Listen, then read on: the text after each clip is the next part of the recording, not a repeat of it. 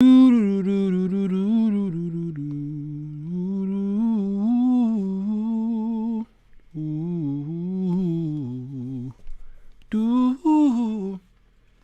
it's right here. Softly and tenderly, Jesus is calling. Calling for you and for me. Patiently. Wait, where am I? Yeah. Patient and loving, he's waiting and watching. Watching for you and for me. I lost all value of space-time. I didn't know where I was. Come home. Come home, come home, you are weary, come home. Man, I need my piano. Where is Ron Pringle? Pringle, you here yet? Can you play while I sing? Why should we linger when Jesus is pleading? I can hear you. Pleading for you and for me. Why should we wait then and heed not his mercies? Mercies for you and for me. Come home. Come home, come home. Pitts heard that. She gonna inbox me. Hey, here are the lyrics. You who are weary, come home. That's my favorite part right there. Earnestly waiting, tenderly Jesus is calling. Not a good night. Calling all sinners. Come home. Will L. Thompson. One guy. Usually 2 or 3. Will did this by himself. He said, no, I got this one. Today we're talking about global warming or climate change. All right. ABC, NBC, CBS, well, actually all the Tonight shows did the global warming thingy yesterday. I watched all of them and I got some enlightening information from what the world think the global warming is. Today I'm going to tell y'all what the Christian response is about the global warming. So have your white evangelical friend stop by the TV right quick.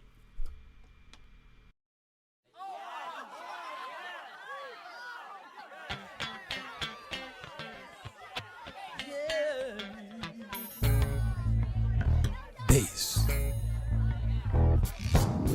It's the show that will get you thinking, and where the topics are hot. Feel free to comment whether we agree or not, 'cause he's got something to say. Sirwalterj Jones. Sirwalterj Jones. He's got something to say. Sirwalterj Jones. Sirwalterj Jones Show.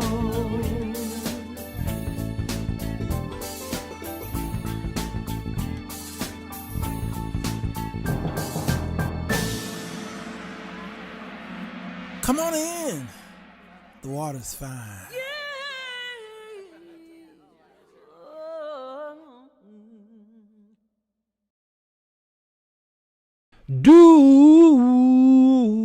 Hello everybody, so the Sirwalterj Jones Show. I don't know my name. It's the evening edition, baby. Hi everyone, come on in. God watching. Joyce is here, Chester here. She asked me, am I going to behave tonight? No. John is here, Pitts is here, Weaver, Chester. I said that already. You here twice, Ruth? Huh? Is your husband awake? Did you do what I asked you to do last night with your husband? Huh? Huh? Did you wake him up and take his hands? Huh? And lift it in the air? Did y'all wave it like it just didn't care? Huh?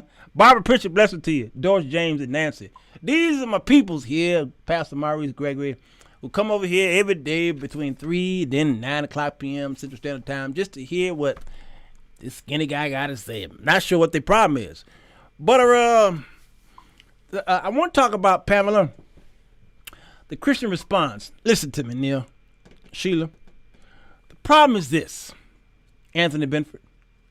The evangelicals, in whom some of you are, Carolyn Keys, the evangelicals in whom some of you are, making it really hard for a guy like me to minister or evangelize or preach or teach to the world. Amanda, hard. And Ruth said, no, he needs to sleep. Okay? It's hard for us. Why? Well, let me show you why. Global warming is a pile of crap. The problem with climate change is there's never been a day in the history of the world in which the climate is not changing. The climate on Mars is changing, and Mars doesn't have any SUVs on it. It's in the interests of the left to have destructive hurricanes, because then they can blame it on climate change. The ice caps were going to melt. They were going to be gone by now, but now they're setting records, okay? A hearing on Capitol Hill on global warming was canceled because of snow in Washington, D.C. You can't make this stuff up. It's a snowball, and that's just from outside here. So it's very, very cold out. I found it ironic the president was wearing a trench coat. It was so cold, and he's talking about global warming. It's not global warming. It's God's judgment coming to this country. Environmentalism has become a radical movement, something we call the Green Dragon. Scientists from the pits of hell, how dare you take from Yahweh the sovereign right over the weather? When I was 6 or something like that, I opened up a birthday present that I didn't like, and the person that gave me the gift was there. And it just crushed that person. And you think, well, that's kind of how we're treating God when he's given us these gifts of abundant and inexpensive fuel sources. Right. God's buried those treasures there because he loves to see us find them. We were put on this earth as creatures of God to have dominion over the earth for our benefit, not for the earth's benefit. One hurricane is the equivalent of 10,000 nuclear weapons. So every year we've got like 2 million nuclear weapons going off, and the planet still seems to be in pretty good shape. So what is it we think we're going to do to damage the planet? And we have more carbon dioxide in the atmosphere now, which is actually greening the planet. It's greening the planet. It's greening the planet. That's good. Yes, it is. If you believe that mankind is causing climate change, you're deceived by Satan. This is the real solution to climate change. Babies. I enjoyed all of that. You know, here's the problem with all of that. About 2 of them were correct. 2 of them were correct. The problem with good information is when it's in the mouth of a fool. You see, these same people have been denying science, period. Not just global warming. Not just climate change. Science, period. Now, they benefit from science because whenever they go get sick, they run right to science. They run to a scientist, doctor, nurse, psychologist, okay, nutritionist, the pharmacist, okay? They run right to science whenever there's a need. And then when science does something that they disagree with, then they're totally against it. Hence the vaccine fight, which is a political thing more so than anything. All right? So the division is in climate change. So I get it. But this is a perfect opportunity for evangelicals, in whom we are, it's a great opportunity for us to evangelize the world through climate change. So you don't have to agree with the world, but there are ways to talk the world's language to get them to understand that the earth is moaning, it's groaning, because, not so much because of y'all don't really take care of the earth, it's because of the original sin of man. Y'all understand? So I need to explain that to some of y'all. I saw Mother Earth, menopause, and had yes, yeah, my description of these shows can be quite luring. All right, I try to bait y'all in, and sometimes it works, sometimes it just don't. Okay, so I want to talk about this here. Now, there's a difference between global warming and climate change. What's the difference between global warming and climate change? Okay, this Google search says global warming refers only to the Earth's rising surface temperature, while climate change includes warming and the side effects of warming. That's what climate change is.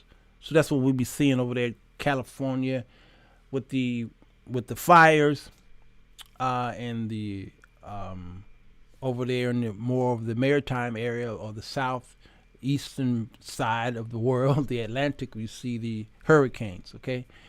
Melting glaciers, heavier rainstorms, and the drought and what have you. All right, so there's a slight difference between the two. All right, but let's go into the scriptures to see what is the whole intent of this. They need a lobotomist, David Weaver. Let's see what's the whole intent of this. In the beginning, or depending on what state or city you live in the beginning, okay, depending on your church, they both are effective. All right, it's in the beginning, but it could be in the beginning. All right, God created the heavens and the earth. Pause. God woke up, presented us science here. We have a study that we did maybe last year on space-time continuum. Remember when we did that? In that one verse, God gave us time, space, and matter. In that one verse, in the beginning, God created the heaven and the earth. In the beginning, time, God created the heaven, space, and the earth. Matter. A trinity of trinities. You all heard it before. He put himself in creation because he said that you are made even in his image. So God put his smell is on the earth. His residue. He signed his brilliant work. Time, which is past, present, and future. And he even mentioned it in the book of Ecclesiastes a couple times. Ecclesiastes chapter 1, Ecclesiastes chapter 3. He said he looked at your ending and he determined what your beginning is. That's how I write my songs. I told y'all that. I write the end of the song. I write the hook. Sometimes I write what y'all call the special. And then I determine what the verse 1 going to be by the hook. That's what God did. He saw the end. He said, okay, let me start writing the beginning of this movie. Time. That's past, present, and future. And then he gave us space, of course. The length, the breadth, and the height. Then he gave us matter. Now, some people decide to use matter in different ways. Sometimes they say energy, motion, and phenomenon, okay? If you into more of a mysticism, or if you writing these horror flicks, all right, I'll go with that. But that's solid, that's liquid, and it's mist or gas or vapor in which we are made of, because the scripture says that man's life is but what? A vapor. So in the beginning, God created the heaven and the earth. The earth was formless and empty, and darkness covered the deep waters, and the Spirit of God was hovering over the surface of the waters. Something happened between verse 1 and verse 2. It could have been billions of years. So I'm still with the young earth creation theology, thought process. Okay, I'm with that. I believe that the earth creation, that is, as we know it in Genesis, is 6,000, 7,000 years. But I believe that clock started around verse 2, because verse 1 says in the beginning. Well, how far is the beginning? We don't know. And those who do a test, or they try to do a carbon test, or they go into the atmosphere, the second heavens, there's 3 heavens. They go out there in the stars and the Milky Way, and they look at the expansions of the universe. And what they try to do is, man is so creative but yet so stupid. He backed that thing up, and then he figured that the earth is how many years, y'all? How many did they say? 4 billion pits? What do you say? All right. So in the beginning, God created the heavens and the earth, and then bam. Earth pops up all of a sudden with a formless darkness and water in it. And the Spirit of God hovered over it. 3, now we got a mystery here. He creates this light. Where does light come from? Because we see light is created twice in the creation story. God said, let there be light, and there was light. Verse 3.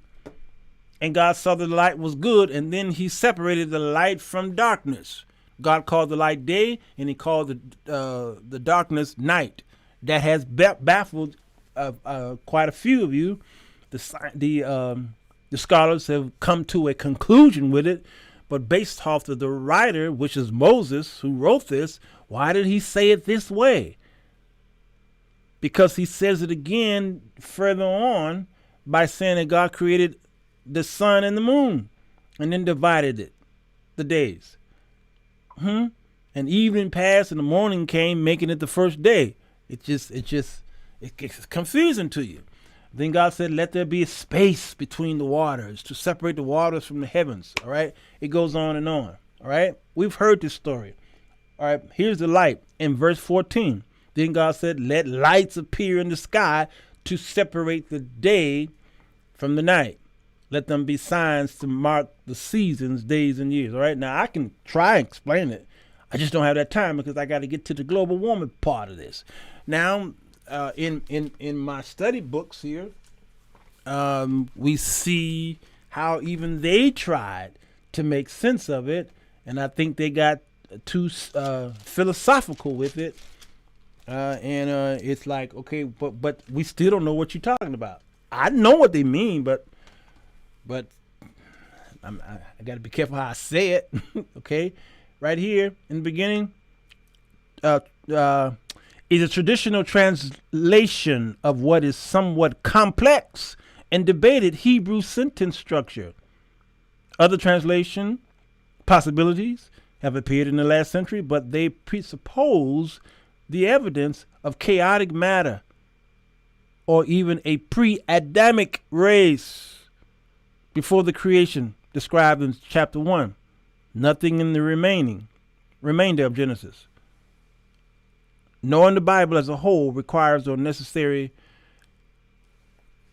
recommends this view, even though such opinions are biblically tolerable.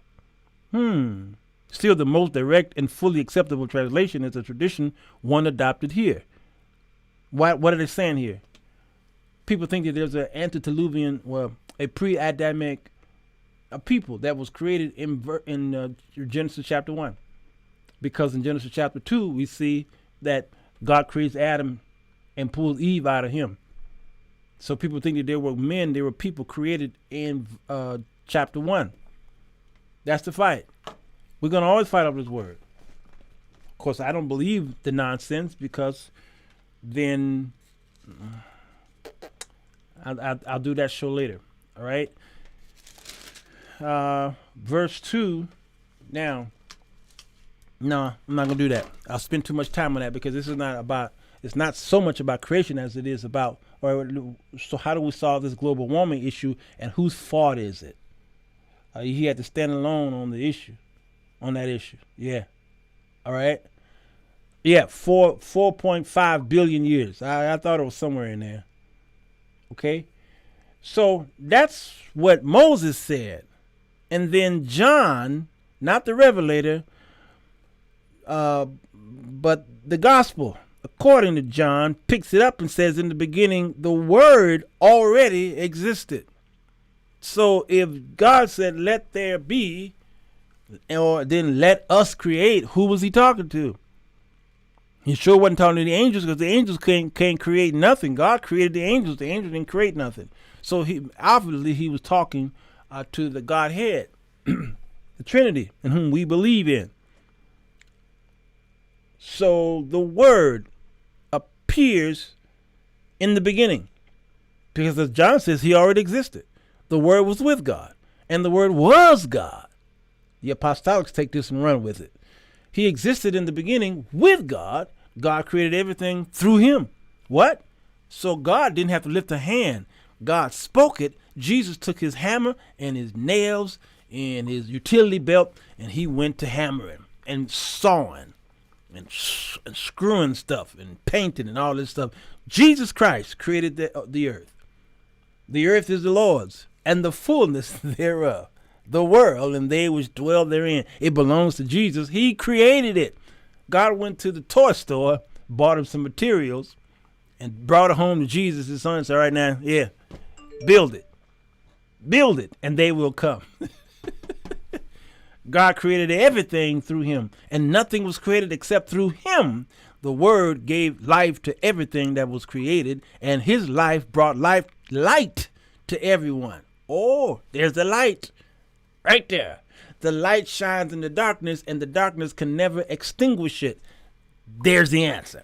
God sent a man, and he talks about John. He further goes on to further explain who created it.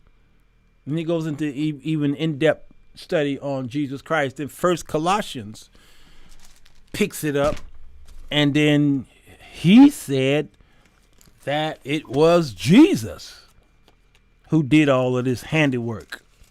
And okay, I'm still on global warming, y'all. Yes, I is.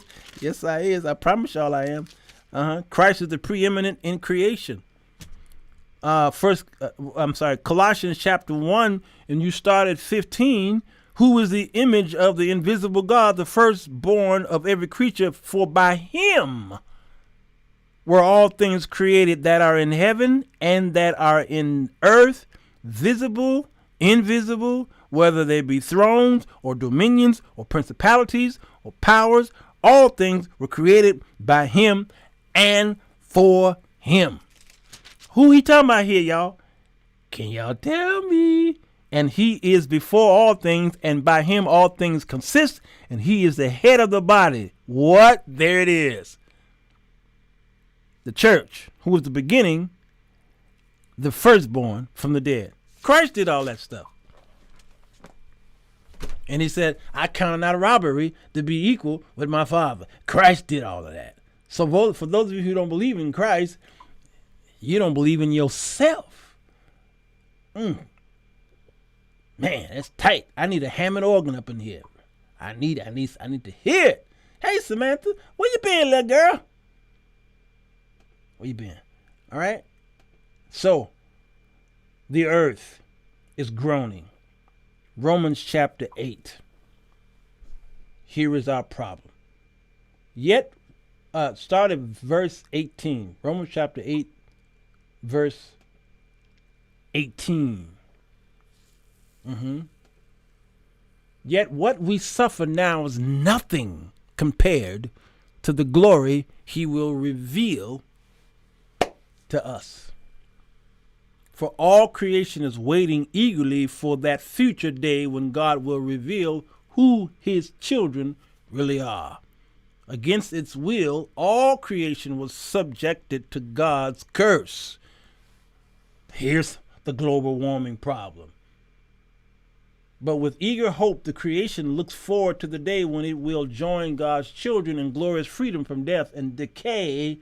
For we know that all creation has been groaning as in the pains of childbirth right up to the present time. And we believers also, we groan too, y'all, even though we have the Holy Spirit within us as a foretaste of future glory. For those of you who say, I'm saved now, so ain't no problem going to happen to me. Lie!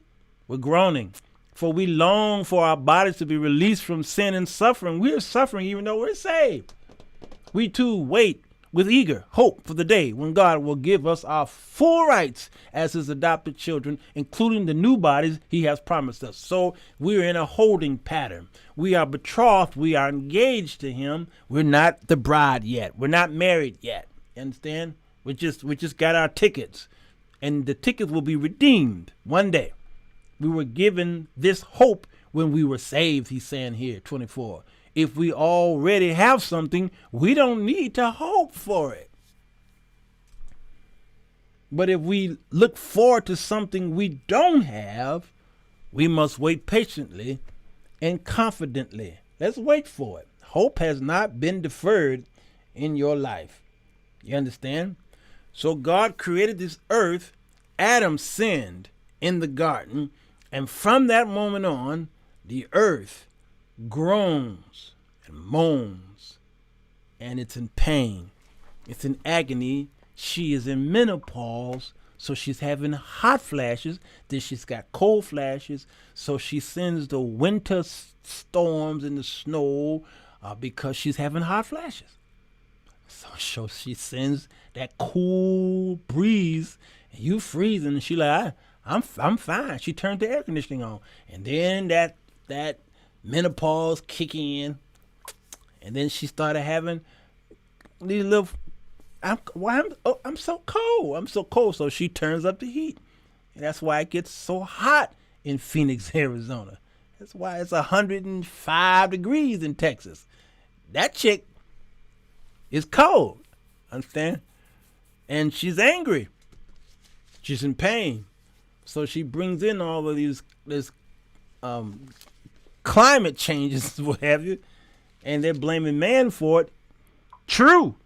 Man is helping continue it with the breaking of the ozone layer and all this stuff. We're trying to shoot rockets up in the atmosphere. We don't belong up there, y'all. You'll never find me in a rocket. If they ever everybody to go to the moon, you'll never find me going in no rocket. Man don't belong out there. Man belong on terra firma. Y'all understand what I'm saying? Stay your butt on the ground. Elon Musk and the other dude. What's his name? Virgin X or whatever his name is. Stay y'all. But why y'all, white folks, huh? Why y'all got, it's bad enough we over here in America. Why? We was minding our business down there in Zimbabwe. And we wasn't just ticking, okay? We know we had a real language, okay? We were fine over there. Y'all said, well, if it wasn't for the white man, we would have destroyed the African continent, and we would not have. And then we were thrown white man's God and all kind of stuff. Where y'all think y'all came from, huh? Where's the birthplace of civilization, huh? Y'all cut it and redrew the district and gerrymandered Africa, and then call it the Middle East and put some Zionist folk over there who look white and call them Israelites. Last I checked the old map, Israel bordered very closely. Why you think they hid Jesus in Egypt? Huh? Why you think it was so easy for them to just get on a donkey and walk over there to Egypt? Huh? Can y'all tell me? Why? I just don't understand it. I just don't care, and I just don't get it. I don't get it. So, white folks, y'all come from one man. One. And he wasn't as pale-faced as y'all think he was. Right? He had some dirt on his face. You can put some ivory soap on there all day long. It ain't coming off. Adam was pretty dark. All right? So we got to fix this, y'all. We really got to fix this. For those that believe that because you're saved, you won't struggle. Oh, 1 Corinthians 16:9. Come on, man. Come on. Yeah, the original whitewash. All right? So the Europeans, in whom they call them the wild man, Esau and Jacob. Esau was the wild one. Wild. And they were colonizers. And they liked to go and conquer and take over. And then they came over here. And that white woman with the book in her hand called Manifest Destiny came over here and tried to wipe out and annihilate the Indians. Then they went over to Africa to grab us and try to, the triangle trade killed how many of us? Yeah, man. Wow, they're wild. And before any full-blown menopause, there is the pre-menopause, the precursor for the true night sweats. The body doesn't know the discomfort until it, come on. And that's what the earth is doing right now. It's going through the change. And Archie Bunker told Edith, if you're going to change now. Archie said, I need you to change now. Right now. No, Edith, don't wait till tomorrow. I need you to go through the change right now. If you take every color and mix it in the bowl, you get black. Black. All right? So, you can't keep blaming man for global... Oh, thank you, brother. You can't keep blaming... Well, you got to blame man originally for the global warming. But no matter what happens, this earth... based off of Matthew chapter 24. I had the Bible in my hand. I knew I was doing something. I got twisted and turned, and I didn't know what I was looking for. based off of Matthew 24, here's your global warming problem. All right?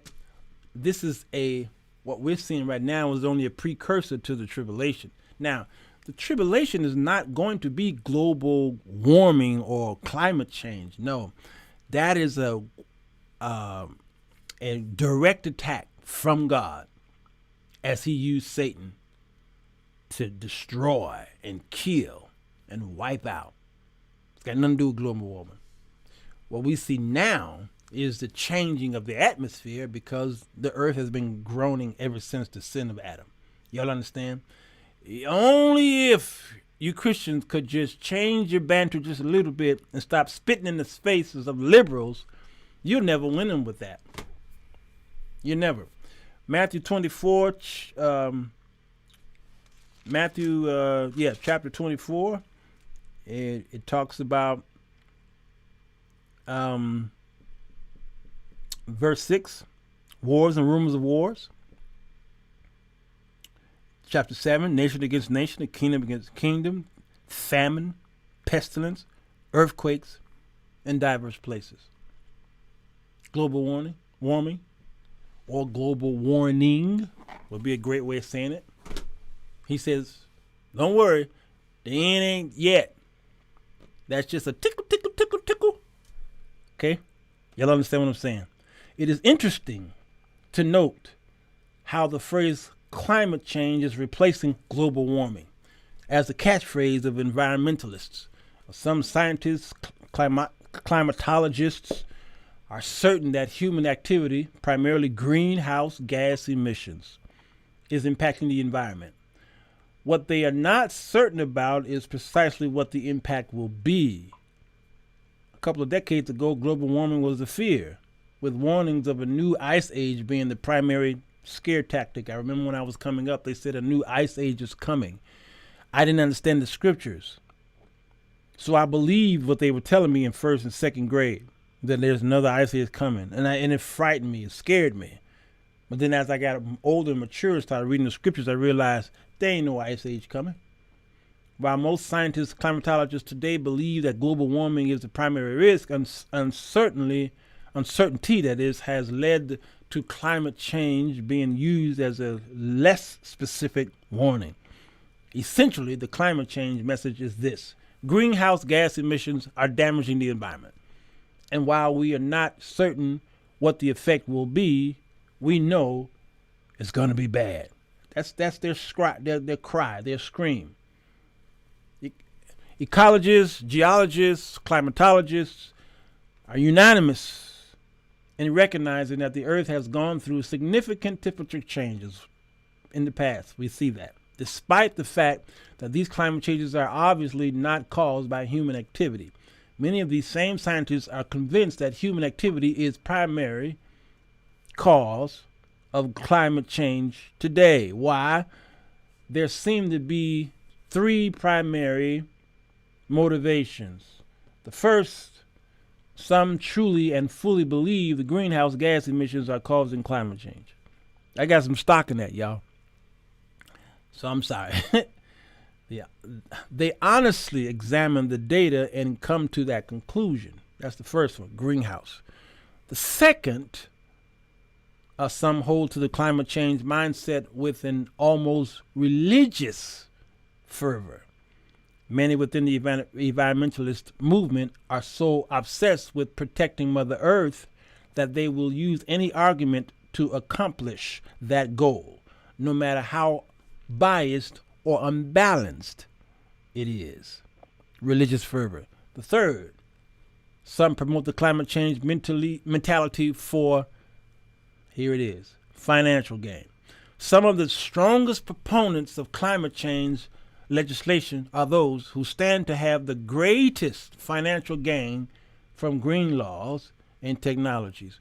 And before the climate change mindset is accepted, it should be recognized that not everyone who promotes climate change is doing so from an informed foundation and pure motives.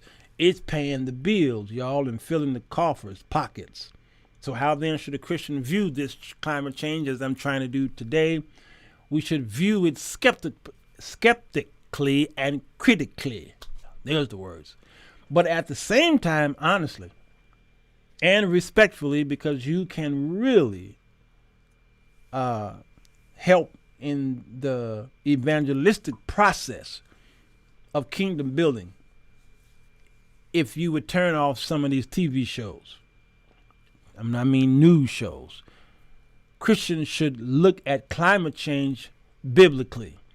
What does the Bible say about climate change? Well, not much. Only the little bit that I told you there, and a lot of that was suspect. Likely the closest biblical example of what could be considered climate change would be the end times disaster in which I just brought up the example. These prophecies have nothing to do with greenhouse gas emissions. You understand? Christians must remember that God is in control and that this world is not our home. God will one day erase this current universe, wipe it out. He put a rainbow in the sky, said I will not flood it again, but that fire coming though, he's going to replace it with the new heaven and the new earth. Now, how much effort should be made saving a planet that God is eventually going to obliterate and replace with a planet so amazing and wonderful that the current earth, it pales in comparison. Is there anything wrong with going green? Absolutely not. Is trying to reduce your carbon footprint a good thing? Yes, you can help. Are solar panels and windmills and other renewable energy sources worth pursuing? Yep. Are any of these things to be primarily a focus of followers of Jesus Christ? No. As Christians, our focus should be proclaiming the gospel, the message that has the power to save souls. Unfortunately, you evangelicals, you got caught up in a political thunderstorm, and you became tribal to parties, and you're not even preaching the gospel anymore. A lot of these pastors are not. They stopped preaching the gospel, and they've joined forces with a political, what is this thing? Fervor. Saving the planet is not within our power or our responsibility. We can't save the earth. We can only save our little area and where we are. Clean up your little area. When we ate dinner at our tables, Mom told us to clean up. Take your dishes and you take it to the sink and wash your own dishes. When we were very young, she would wash all the dishes, but then as we got older, she said, you wash your own dish. Clean up, and when you get through playing, clean up your area. That is our responsibility. Take care of your neighborhood. You understand? Pick up the trash in your front lawn. I've got some horrible neighbors. Horrible. And every time I go out there to pick up trash, sometime the next day is back down there. Horrible. They don't care. And then there's the loud pollution, the noise pollution, which is against the law in our city, but the police is not going to enforce that. All right? Clean up around your area. That is your global warming responsibility. Sweep up. When you go out in the backyard, you got a blue can and you got the regular black can. That if you live in Chicago.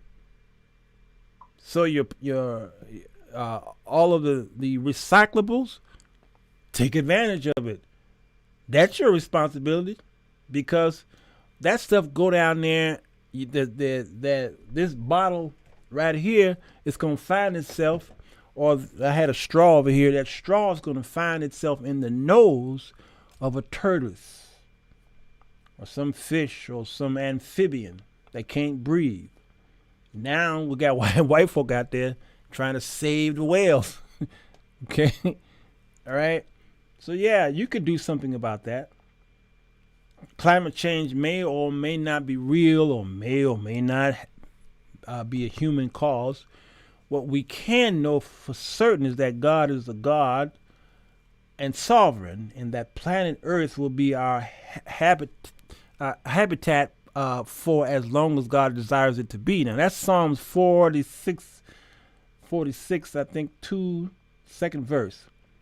Therefore we will not fear, though the earth give way, and the mountains fall into the heart of the sea, though its waters roar and foam, and the mountains quake with their surging. We ain't worried about it. No, let them fight that fight. Robert Hanna, cut your grass. Cut your grass. This city, at least, is trying to make the neighborhood remain pretty because they'll give you a citation. Well, I don't know where y'all live, but where I live, the inspector walks through my yard. And if it ain't clean, something's coming in my mail. Y'all understand?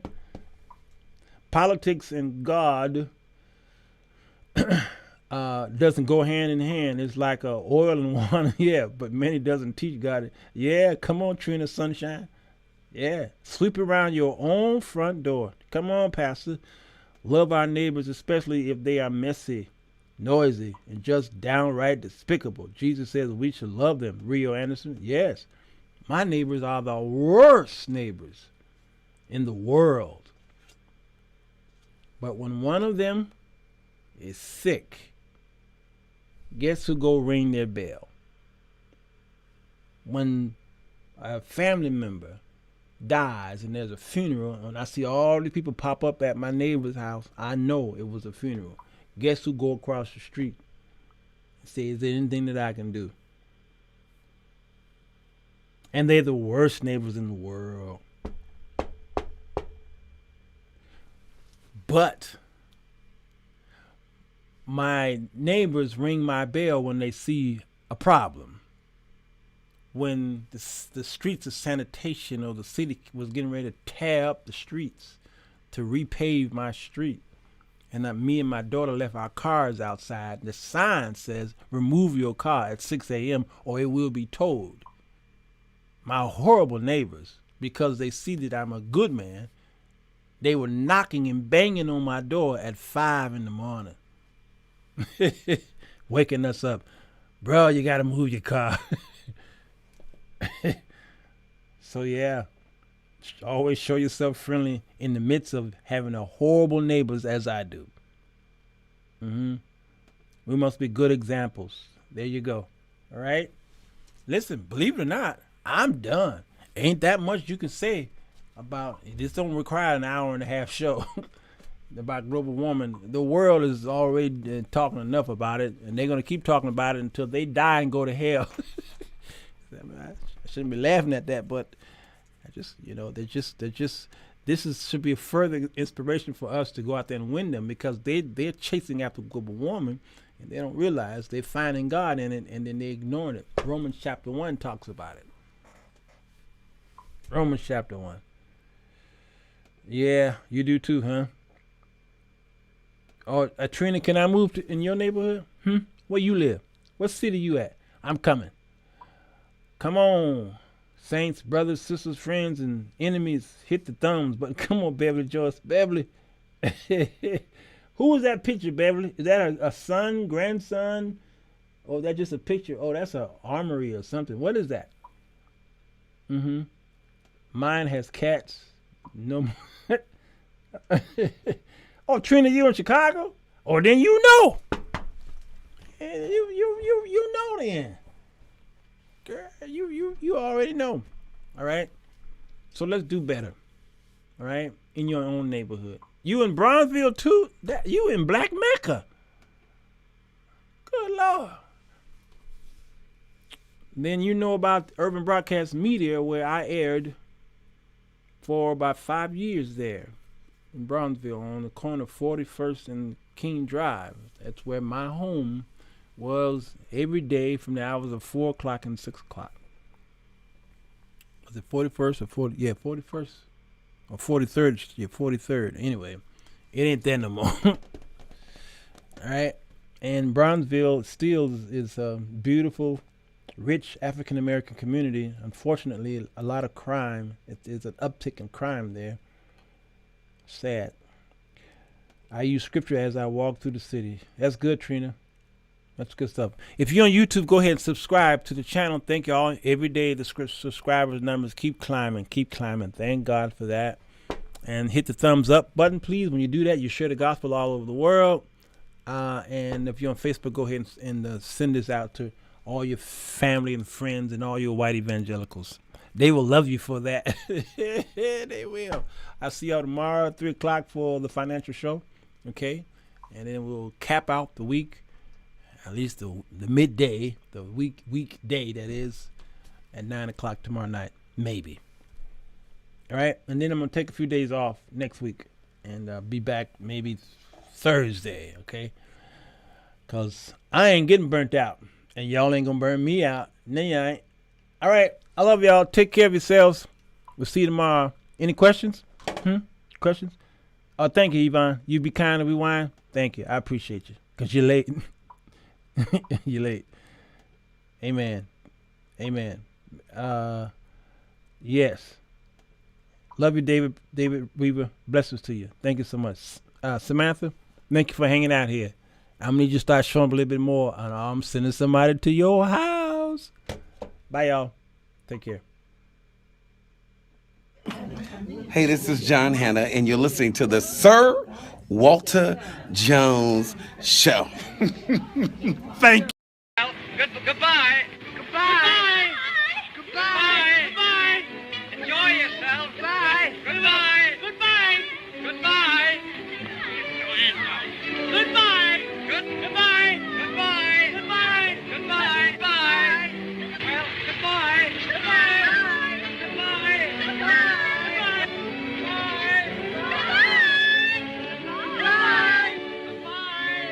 Well, goodbye. Goodbye. Fellas, does it seem like you can't get a good woman? Ladies, wonder why you can't keep a man? Then read The 4 Women That Men Desire, Volume 1, by Sirwalterj Jones to figure out how to break the cycle. Go to Amazon.com to get your copy today.